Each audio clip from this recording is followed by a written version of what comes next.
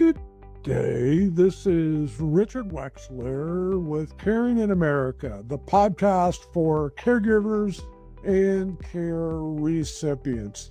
Special show today, folks. We are joined by a Place for Moms Chief Community Relations Officer, and that is Margaret Kettle. Hi, Margaret. How are you? Hi, Richard. Good. How are you? Good. We, in conjunction with a Place for Mom, they have done most of the heavy lifting, have put together an article called The Cost of Waiting to talk about senior care. And want to discuss that whole issue with Margaret today, and obviously everything we stand for, which is planning with a plan to age. So Margaret, one of the key lines that I've seen from the article talks about many families, they think senior care planning is something they can talk about one day. What are your thoughts on that? Yeah, Richard, thank you so much for inviting us to kind of have this important discussion with you. I completely agree.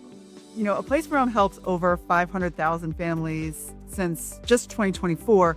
And almost all of those families are surprised when they get to this position where they need to talk about planning for senior care. 54% of families stated that they had wished they had started planning sooner. And it's funny, I've never heard any family member say, you know, Margaret, we probably started this too soon. But I can tell you that almost every family will tell you, oh, I wish we hadn't waited so long. And so it's interesting because families usually wait for a incident or a action to happen, or a triggering event, as we like to call it, before they start to talk about it. And that usually really limits the amount of time, emotional space, and frankly, options that they have. It was funny too, when we put the website A Plan to Age together, we did two parts of it, planning. So 2 years from now, 3 years from now, everything's going great. We have so many more people planning, but we realized, like you're talking about, most people would still unfortunately deal with this in crisis. Do you have any thoughts about that? You know, you're so right. 77, we found that 77% of family caregivers who haven't begun their search assume that they'll have anywhere between a few months and up to a year to find care. In fact, that's very common is when people start their search, they say, oh, we're just looking, we're not ready to make a decision. It'll probably be a year or so. And what is kind of surprising to them is that 70% of the families that come to us find care or senior living community within 60 days, 2 months of coming to us, because they realize they're kind of behind. And when they see the value of the care, things start to move really quickly. So it is something that you think you have a lot of time, but 60 days obviously is a tremendously fast acceleration when you're looking for senior care. You know, folks, when we built A Plan to Age, I took a lot of my own personal experience into that. And a lot of you that have been with me for a long time, 20 years ago, married later, 2 little kids, wound up managing the care of all 4 of our parents. And I don't think we're stupid people. But again, like most, it's an uncomfortable conversation to have. And we literally, within A Plan to Age, teach people how to have that conversation. What do you say to mom? What do you say to dad? How do you start that? Because there's also some key takeaways from the article. And we find that family expectations about senior care are often pretty unrealistic. Do you have any thoughts about that? You know, Richard, I do. And, you know, we've had an opportunity to work together for almost a year now, and I really value A Place to Age. And it's funny, as I got through the holiday season, as most did, spending more time with family, my mom actually fell and fractured her arm, and she's completely fine. But it was just so sobering to realize that even a person that's in this industry, that's in charge of helping thousands of families plan for this and make a decision, I hadn't done it with my own mother. And we sat down together with my sister and we thought we knew exactly what she wanted and we figured we'd figure it out. And the reality was we were not prepared. And we're still resistant in having that open conversation. And it's fascinating to me that it's easy to say, have the conversation early, but it's hard. And it's an uncomfortable position. Talking to your parents about finances, aging care is challenging. So it was interesting to go through that kind of as a professional just this past week. Yeah, and I find that remarkable. It doesn't surprise me, and I'm older than you are, and a lot of people in my age generation, and I talk about this, there was a wall. And as an adult child or a child, you never asked your parents certain questions like, Dad, how much do you make at your job? Because back then, mom Yeah. probably, Dad, how much did we pay for the house? Dad, how much Hmm. mortgage? So there was this level of being uncomfortable. And I Hmm. think that's come along even as that adult child is now 40, 50, 60 years of age to be having these conversations with an older loved one. But it's so important that it happens. One of the other key takeaways from the article that delaying long term care planning can be really risky. And any thoughts on that? Yeah, it's something that I used to coach families about a lot because when families wait until there's a triggering event Right. and then they're forced to make decisions, one, they don't have the luxury of making sure that they understand exactly what mom or dad's voice or care preferences would have been. That's kind of out the window at this point. Now you're responding to the incident, the fall, similar to what my mom had, or an illness. And emotionally, it's challenging for the family to make a decision that quickly. But unfortunately, it's not uncommon. 9 out of 10 families that reach out to us say that they are in crisis. They are overwhelmed, Yeah. emotional, they don't know what to do.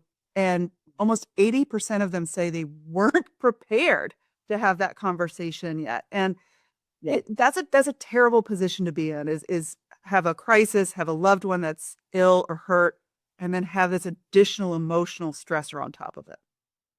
And what I've found through personal experience and Mhm. professional experience, people resist having the conversation because it's difficult. And Yes. all of a sudden they wind up in a care situation through crisis. And they initially think, well, this won't be that tough.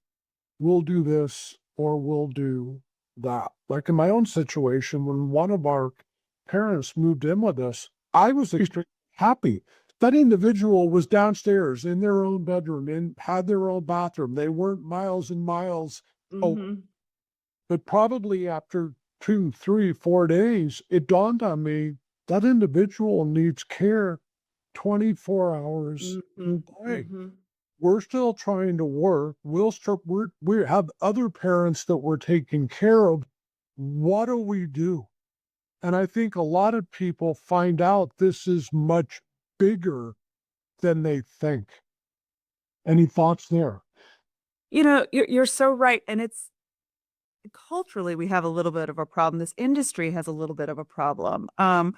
We don't have a great shared language or planning framework other than what you've developed for caregiving. So, unlike trying to get ready for retirement or college, savings plans, the senior living industry is very fragmented and it causes struggles for families to try and figure out what is the difference between home care and skilled nursing and assisted living or Alzheimer's care. What's included with that? What's the pricing like? There's so many different options, and they all cost very different amounts, and that also just kind of compounds the challenge of having this conversation because it is so difficult.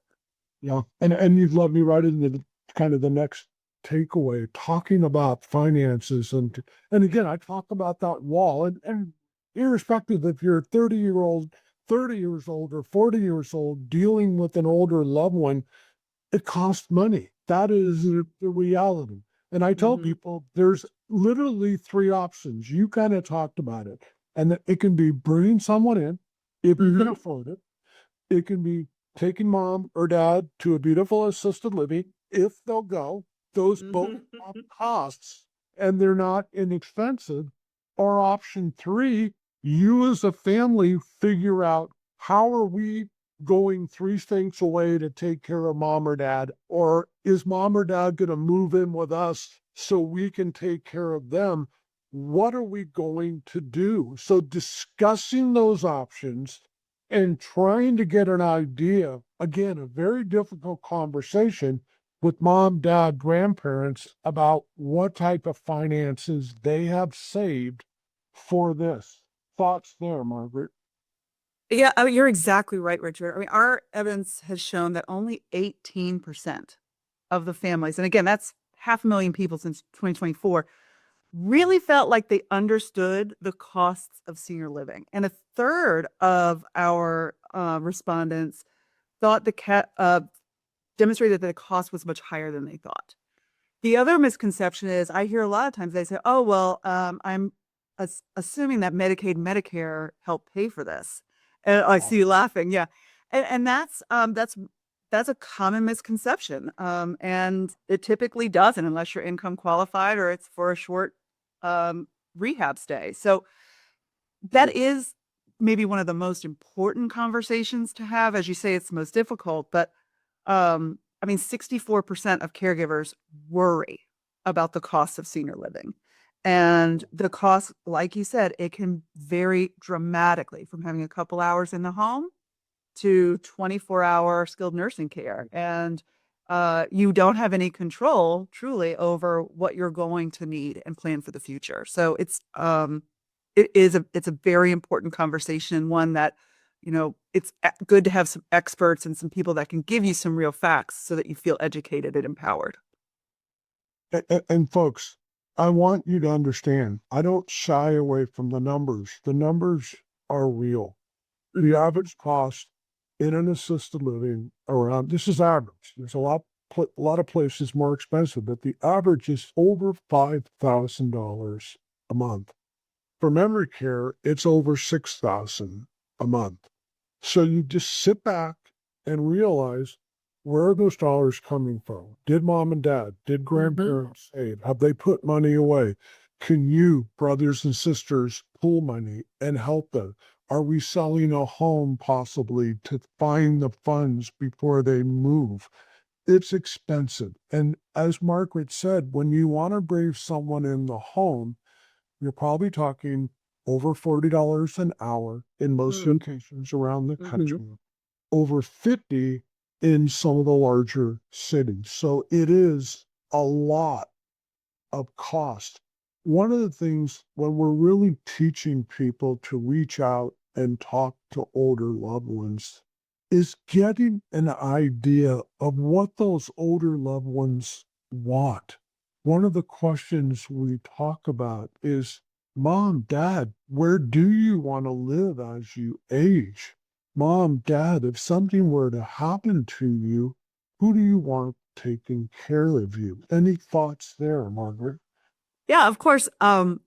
A place for mom has taught me a lot, but I actually used OpenAI this weekend to help me outline what are the questions I need to ask and what are the triggering events that I need to be aware of. So, of course, my mom wants to stay at home, but what are the triggering events that I would need to get her to explain to me would be cause for her to move into a senior living community? What are the triggering events that would cause her to move into an Alzheimer's or memory care community? And so when you plan ahead, you have to plan for what you expect, but also what you don't expect. And um, really having that conversation and pulling it through the different levels of care, being aware of what those levels cost, and what's feasible to do in those cares, I think is very, very important. Yeah, I mean, you think about it, we're going to sit down as a couple, as a family, and talk about a lot of the important events in our life. Maybe it's sending kids to school. Maybe it's buying the first home or buying Mhm. another home. Big things in our life. Well, guess what, folks? We still have hopefully many years left in our Right. life, but something's happened to us physically, emotionally, or both, and we need care. One of the things I really like in the article, it talks about 7 steps to help with planning. And the first one it talks about, and something we've been talking about, setting goals and learning more about care options. Thoughts, please. Yeah, as exactly where you want to start. Understanding what are the goals of this conversation. It's not a legal conversation. It's not a binding conversation. It doesn't mean that it can't change, but it's an opportunity for people to hear the preferences and what your loved one, your parent, whoever is comfortable with, so that as a care team, you have that kind of guidance to move forward with. And I think having that framing of this is not a legal discussion. This could be changed at any time. This is just trying to understand generally what is it that you want? What does this look like for you? What are you comfortable with? What are you not comfortable with? Is a great way to start that conversation without feeling so overwhelmed or that you have to have all the answers right away. And that was great. And in part of your answer there, you mentioned the second step, which is form a care team. Can you help the audience understand what is a care team? Sure. So a care team would be anybody that would be supporting your loved one through this transition. So it's typically, as we mentioned, it's typically the adult daughter or the daughter-in-law, but this really could be anybody and everybody that the senior wants participating in their care. I find that sometimes seniors say, I don't want to bother people with this. I don't want other people to feel burdened with having to manage this, but letting them know that these are people that care and love about them and want to be a part of this team to Yeah. support them is important. So kind of understanding who on that in that family, in that community, in that neighborhood is important will help include them in the right decisions when they come. And I totally agree. And also, folks, I want you to know you're not alone. There are a lot of great professionals out there. If you know you're going to struggle having a conversation with Mhm. mom and dad, you hopefully, with their permission, can bring a third party into that conversation. And that may help. They may sit up Mhm. straighter for that third party than they do for you or a sibling. So keep in mind, you're not alone. Then the next item that talks about something we talked about, and it is big, is understanding care cost. When we've talked about this conversation and we've talked about starting it, when do you think these conversations should start? And when should a family really start understanding what, we save for retirement? We don't save for this little thing called care. And that's got to change. Thoughts, Margaret? I completely agree with you, and it has to be from the very, very beginning. There's no point in having conversations about planning for care without the reality of how to manage the expenses. And it can vary greatly, as you mentioned. If somebody lives out in the city versus lives out in the country, the care can be vastly different in the same state. It could be vastly different state to state. And again, the different needs or requirements that you have also can be very different. So having some education, having some understanding of what these different level of care, and Richard, you said it very, very well, having in-home care, moving into a community, or providing the care yourself, either in your home or rotating and visiting, all of those have a cost and they really should be explored early so you understand the value and the cost of each of those options. Which is fantastic. The next piece that it talks about is exploring payment options. We just did a presentation a couple months ago of over 10 different ways to pay for care. There's a lot of ways out there. They're actually listed on our website, A Mhm. Plan to Mhm. Age. But what are your thoughts about that? Exploring the different payment options that are out there. Right. One great payment option is, of course, long-term care insurance, although that is something that takes a little bit more proactivity and planning, but that can be an excellent resource and support for paying for senior care. Also, ensuring that you understand any benefits that you might be eligible through VA aid and attendance. I think that's a very powerful and important benefit for veterans and spouses of veterans as they move into senior care. So, having support, education, and again, professionals that can help you walk through some of the benefits of long term care or VA aid and attendance is incredibly important. But also knowing how to protect your assets during this time is also important. So, knowing how to put boundaries, financial power of attorney, and what costs are expected is important for the family to be aligned on from the very beginning. No, and I totally agree, which takes us into the next piece here, creating a care budget. As we've talked about, folks, I wish I could tell you that for $1.99 an hour, you could get someone in the home. Maybe you Mhm. can, but it probably wouldn't be someone that you want in your home. It's expensive. So and as you just said, I've been talking with financial planners for years. I hope some are listening to this. We need to really educate clients much sooner about the cost Mhm. of care and Mhm. create a care budget. What are your thoughts there? When you think about creating a care budget, it does feel uncomfortable. Like you wouldn't create a budget for taking care of an infant, but you do. Right. You choose a daycare, you choose a school that you can afford. And I think we have to be comfortable with that. I was reflecting on maybe 10 years ago when people would quote their budget for senior living. They would quote what they could afford, but there was some stretch. They could say, oh, but I'll pitch in, or sister will pitch in, or we could go a little bit higher.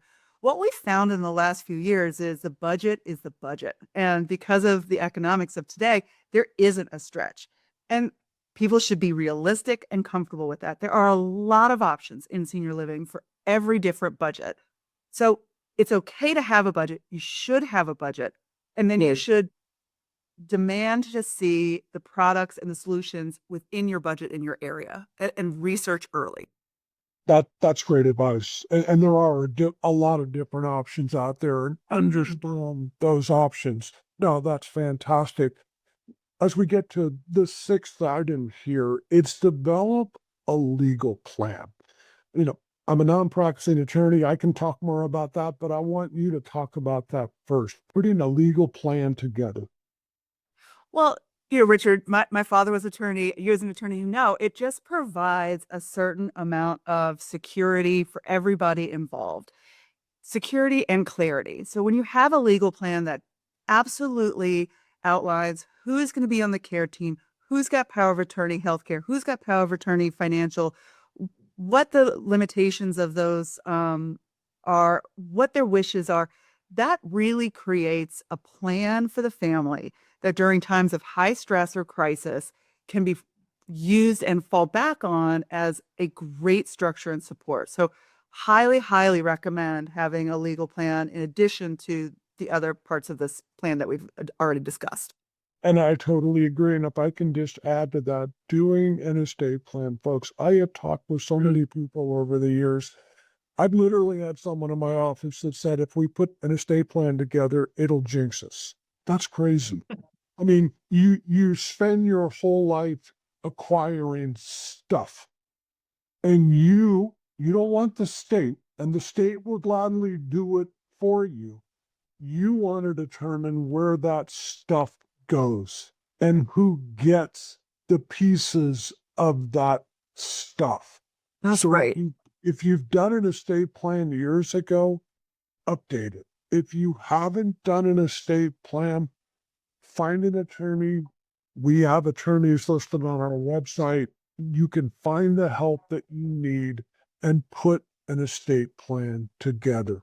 As we get to the last item here, We at a planned age actually have a care plan on the site that they can fill out after talking to mom and dad, answer the questions, download, and then update it as things within the family change. And the last item says revisit plans on a regular basis. Thoughts? I could not agree with that last point more, Richard. And you said it exactly. The things change. People help change their minds. Situations change, budgets change. And it's important to allow flexibility in those plans and not put it in the drawer and shut it away until you need it. Having it be a living document that people feel comfortable refreshing and talking about and updating with preferences is what will really make that plan stick for the family and really be more of a support when the time comes and it's needed because it feels like it's been something that everybody's collaborated on and everybody's been working through and it's fresh. So I cannot agree more with that. That's an excellent point. It's funny. Met with a lot of people through my lifetime in the business world, and most people, this little tiny C, most people want to be in control of their life. So when we talk about putting a plan together, it allows you to be in Yes. control. The last thing you want is something happening in crisis. You, as that older individual, maybe can't make decisions now. So it is your loved ones that are making those decisions. Mhm. So, and if you've never talked, that can be challenging. So as we get ready to wrap up, our final advisor, and I'm going to ask Margaret for hers as well, had these conversations, talk about all these different issues, put a plan together. This is our life, folks. Mhm. Maybe it's 2 or 3 years because you're pretty ill. Maybe it's many years, but most of us do want to be in control. Thoughts, Margaret? I would say it's an excellent way to exercise control and ensure that your wishes are met, but it's also a tremendous gift. It's a tremendous gift to your children. It's a tremendous gift to your family when, as you get older, it's very clear what you want and who's responsible for it. Let your family enjoy being with you and Yeah. supporting you when you need it, not trying to read an 11-page POA document to find out exactly what we said 10 months ago. It really is a true gift. And I encourage people to think about it as a real blessing that you can give to your children in a time that they're really going to need it. I think that's fantastic final advice. And I want to thank you for coming today, Margaret. And as I always say on these episodes, folks, please share this with all around you, friends, family, associates from work, people at the church. That I think we have presented some really fantastic information, as this article does as well. And really, as Margaret said, try to stay in control, control your life. Have these conversations, whether you're the adult children up to your loved ones or the loved ones down to your adult children. It will make things easier, smoother, and it will enable people to still love within the family because they're not hard feelings and they're not going to be decisions made that someone probably wouldn't want to happen. So, with that, Margaret, I thank you for joining us today. Folks, as we always say, until we talk again, have yourself an awesome day.